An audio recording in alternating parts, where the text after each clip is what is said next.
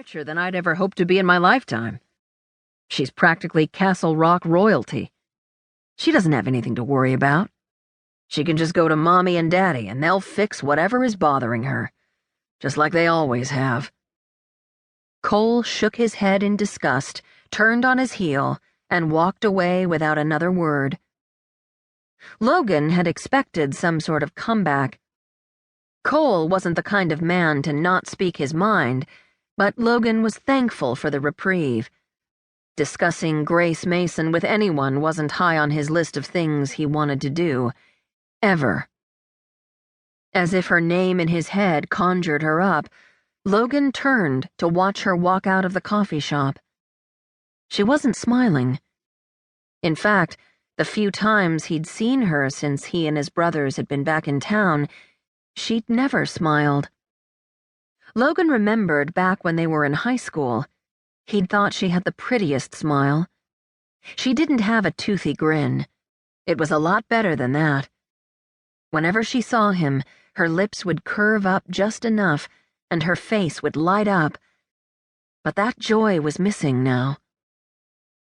She turned toward the end of the street, where Mason Architectural Firm was, where she worked from 8 to 5 every day, and walked away. Grace forced herself to take a sip of the caramel macchiato she held in her hand as she walked down the sidewalk toward her parents' architectural firm. She hated coffee, loathed it. But she needed the caffeine to get her going in the morning. So she made sure to get the sweetest, weakest-tasting coffee as possible, just to make it palatable.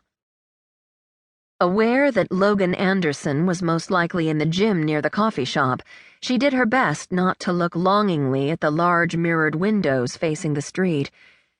She knew there was no chance in hell he was actually watching her.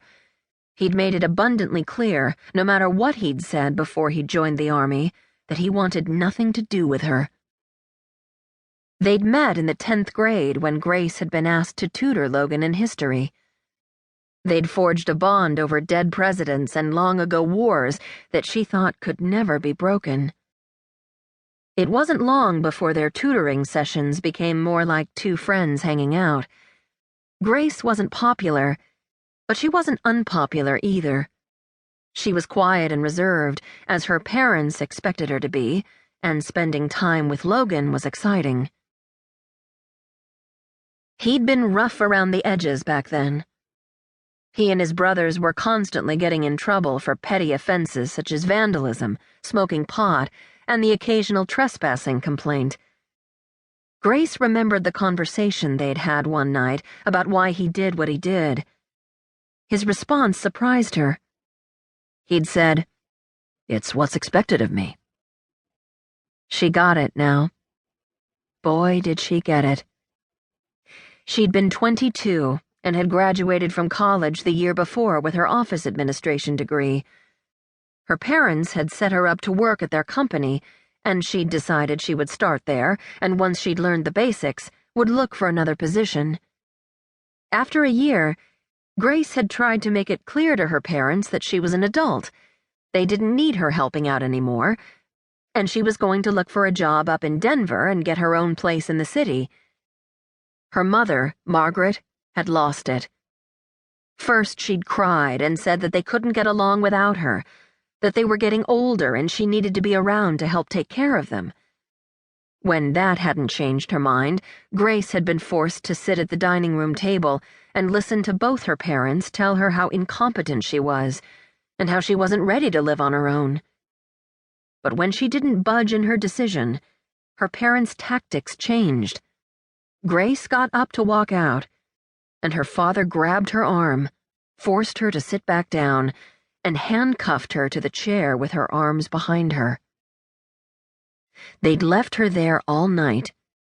In the morning, she'd been allowed to use the restroom, but they'd cuffed her right back to the chair. After 7 days of verbal abuse, Grace had had enough. She gave in and agreed to stay in Castle Rock at Mason Architectural just to get her parents to shut up. But that had been the start of her internal rebellion. She could have taken their censure.